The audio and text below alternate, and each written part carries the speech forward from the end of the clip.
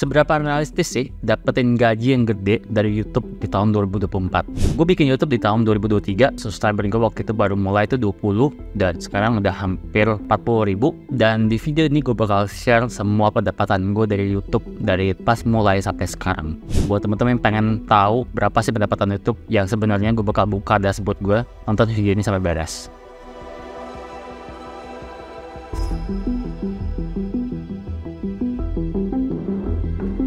Halo, gue William. Gue seorang YouTuber, lagi kerja di startup di sebuah e-commerce di Indonesia, terus lagi bikin startup juga. Kali ini gue pengen bahas tentang berapa sih sebenarnya pendapatan YouTube gue sendiri, dan kalau misalnya teman-teman pengen jadi YouTuber, berapa sih pendapatannya gitu. Jadi bisa tau lah kira-kira pendapatan satu video itu berapa. Jadi kita langsung aja bahas ke dagingnya ya. Oke, sebelum kita masuk ke berapa sih pendapatan yang didapetin di channel ini, kita perlu ngerti dulu sebuah matriks namanya RPM. RPM-nya adalah revenue per miles. Miles itu didapetin dari 1000 views. Jadi berapa sih duit yang kita dapetin dalam 1000 views? Ini matriks yang cukup penting karena ini nentuin kalau misalnya video kita viewsnya banyak, per 1000 views itu kita dapat berapa sih sebenarnya. Nah, inilah yang dijadikan landasan buat kita bisa ngitung pendapatan YouTube sebuah channel itu berapa sih dari total views yang dihasilkan dalam misalnya kurun waktu sebulan gitu. Di tahun 2024 ini mulai banyak banget YouTuber-YouTuber yang masuk dari misalnya dari shorts atau misalnya bikin long form juga, yang artinya menambah kompetisi dari RPM ini sendiri. Jadi YouTube juga selalu mengupdate policy RPM-nya, yang berarti kita harus ngerti banget nih gimana cara kita bisa influence RPM-nya untuk mencapai misalnya target income yang kita pengen dari YouTube gitu.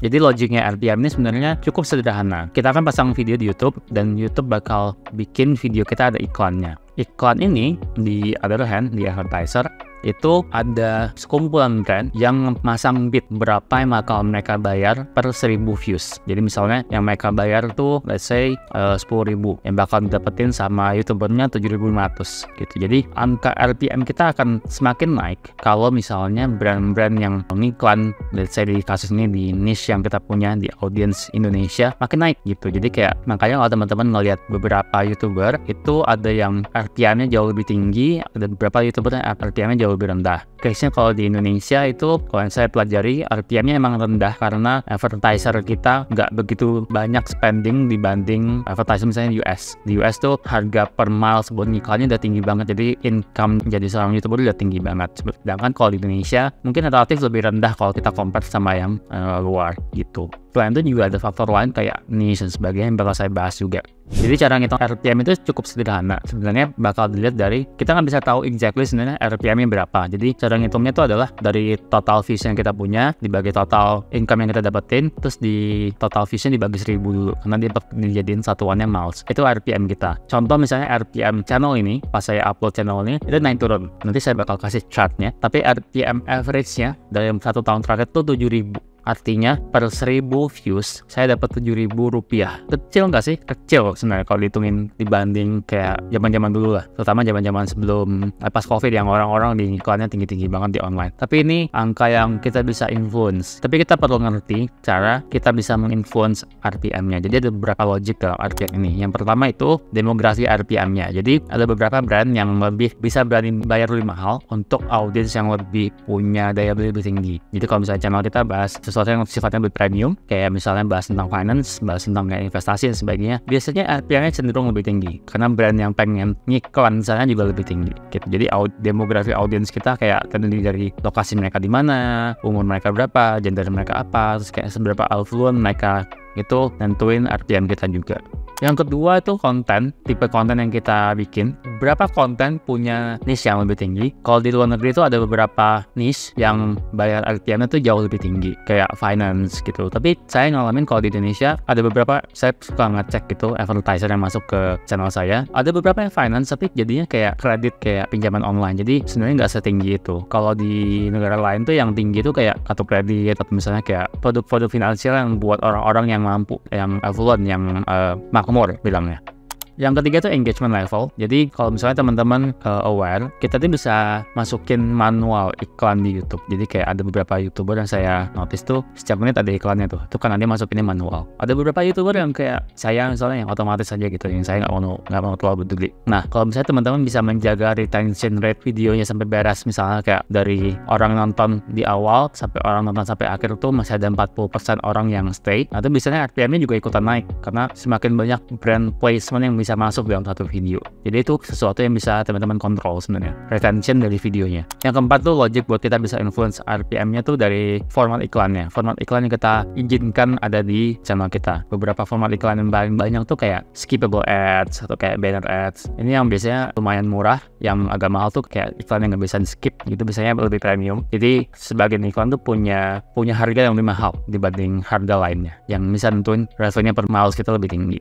Dari tahun saya coba YouTube, bisa dilihat di chartnya, fluktuasi RPM-nya tuh naik turun tuh dalam artian tergantung dari video yang lagi naik juga. Saya punya satu video yang views-nya lumayan banget, 1 juta tembus, dan itu tuh RPM-nya sebenarnya rendah, 3.000 doang. Jadi teman-teman bisa lihat kayak views yang tinggi itu belum tentu translate ke RPM yang tinggi juga. Ada bulan Juni tahun 2024 itu RPM-nya lagi entah kenapa tinggi banget, saya lihat 15.000. Tapi saya asumsikan ini mungkin kayak karena ada brand yang lagi masuk atau kayak gimana, atau mungkin karena next videonya juga beda. Jadi saran saya sih coba dilihat dalam time frame yang lebih panjang, nggak bisa terlalu kayak ngeliat dalam misalnya sebulan doang atau seminggu doang gitu. RPM tuh emang fluctuationnya lumayan heboh gitu. Kalau teman-teman pengen ngeliat total pendapatan channel ini sebenarnya sangat gampang sih, jadi coba dikalain aja gitu average RPM saya sama total view saya. Sebenarnya itu kayak udah menggambarkan kira-kira saya pendapatannya berapa. Channel ini masih sangat kecil gitu, tapi informasi RPM ini sangat berguna buat teman-teman yang pengen bikin YouTube, buat gimana caranya digedein channelnya. Contoh misalnya teman-teman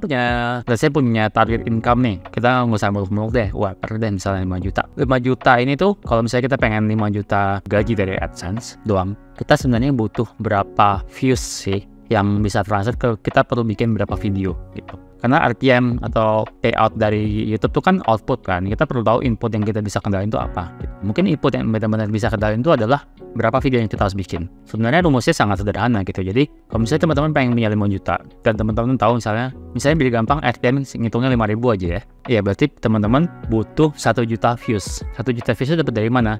Ini dapat dari 5 juta kali dibagi sama RPM-nya 5.000, dapatnya 1.000 dikali RPM itu kan per miles, per 1.000 views. Jadi kita kaliin 1.000 lagi, dapatlah 1 juta views. 1 juta views ini perlu teman-teman dapetin misalnya dalam kurun waktu sebulan buat dapetin income 5 juta gitu. Itu asumsi pesimis, RPM-nya rendah banget dan nggak punya pendapatan lain selain AdSense. Jadi kalau misalnya rata-rata view video kita itu misalnya 20.000, teman-teman butuh bikin 50 video per bulan buat bisa dapetin income 5 juta sebulan. Make sense gak sih hitungannya? Kalau misalnya bikin 50 video dapat 5 juta sebenarnya nggak make sense. Karena dalam 1 juta views teman-teman udah bisa dapat banyak banget. Jadi matematikanya tuh harus ngelihat kayak, kalau saya ngelihatnya gini, YouTube tuh kayak media, bisnis media kan, dimana kita ngelihat kita bikin konten, bikin video, dan teman-teman bisa dapetin audience secara gratis. Ada production cost-nya, tapi kalau misalnya si YouTube-nya bisa nutup production cost-nya, itu sebenarnya kayak marketing cost-nya udah gratis tuh buat teman-teman. Asal teman-teman punya produk yang bisa dijual, atau misalnya punya jasa yang bisa dijual. Gitu kan, misalnya teman-teman punya jasa freelance digital marketing misalnya, atau kayak saya lagi punya course belajar ChatGPT buat digital marketing gitu. Jadi teman-teman bisa convert itu buat jadi mesin marketing buat produknya. Jadi ngelihatnya tuh in the long run, YouTube tuh nggak bisa, kalau saya ngeliatnya nggak bisa dengan short term gitu, nggak bisa kayak ngeliat kapan nih BEP dalam 6 bulan atau setahun. Kita ngeliatnya 5 tahun aja deh, 5 tahun dari 2023 berarti 2028 bisa jadi apa sih channel YouTube ini gitu. Dan AdSense itu salah satu cara buat kita monetize-nya. Kita bisa lihat dari RPM-nya naik atau turun, tapi RPM itu sangat susah buat kita kendaliin karena input matrix yang kita bisa kendaliin itu hanya jumlah video yang kita bikin dan kualitas videonya. Kita nggak bisa ngatur kayak iklan yang masuk berapa aja gitu. Kita nggak bisa ngatur kayak videonya bakal viral atau enggak gitu. Jadi yang kita bisa atur adalah video, dan asumsinya adalah semakin sering kita bikin video, semakin banyak viewsnya, semakin banyak subscriber itu bisa ngaruh ke reach YouTube yang jauh lebih tinggi ke video-video selanjutnya. Itu yang kita asumsiin di bisnis YouTube, dan kita perlu punya produk setelahnya. Jadi teman-teman bisa dapetin duitnya dari AdSense yang udah pasti dapet lah kasarnya, dan sisanya bisa dapat dari misalnya endorse atau misalnya merchandising, jual barang ke subscriber, atau misalnya jual affiliate marketing gitu. Jadi pasang link-link barang dan orang beli dapat komisi, atau misalnya bikin kursus atau bikin jual buku, jual produk dan sebagainya. Jadi monetize-nya tuh bisa dari audiens yang dipunya, atau misalnya bikin membership juga bisa kalau di YouTube. Kombinasi semuanya itulah yang bisa bikin teman-teman bisa punya channel yang healthy, yang sehat. Kalau kayak saya sendiri, saya nggak melihat YouTube ini dalam jangka pendek bisa ngasilin uang yang gede ya. Masih bakar duit lah istilahnya kalau istilah anak startup. Tapi kedepannya kalau misalnya channelnya pas, video yang saya bikin bagus, teman-teman responnya juga baik, ya saya bakal coba monetize ini dengan cara yang lain supaya channelnya juga nutup dan melek modal gitu, dan eventually bisa jadi bisnis. Dan itu juga mindset yang saya harap teman-teman bisa ngerti juga sih. Jadi nggak ujuk-ujuk mulai ke YouTube terus kayak berharap bisa tiba-tiba viral, terus kayak pengen ini, pengen itu dulu. Itu mungkin strategi yang boleh dipikirin tapi susah dijalankan. Kalau saya lebih prefer strategi yang realistis, yang pasti dapat gitu, dibanding mimpinya kegedean. Kita jalanin strategi yang pasti dapat aja dulu gitu. Kurang lebih itu sih buka-bukaannya perjalanan saya dari sisi pendapatan dapat di YouTube. Kalau misalnya teman-teman ada yang pengen jadi YouTuber juga, atau udah jadi YouTuber tapi pengen tahu tips and triknya, atau misalnya pengen tanya, bisa tulis di kolom komentar. Nanti saya bakal coba balas. Saya hampir balas semua komen yang ada di channel ini, jadi teman-teman komen aja. Segitu dulu. Kalau misalnya belum subscribe dulu supaya dapat video-video saya selanjutnya. Thank you ya. Bye-bye.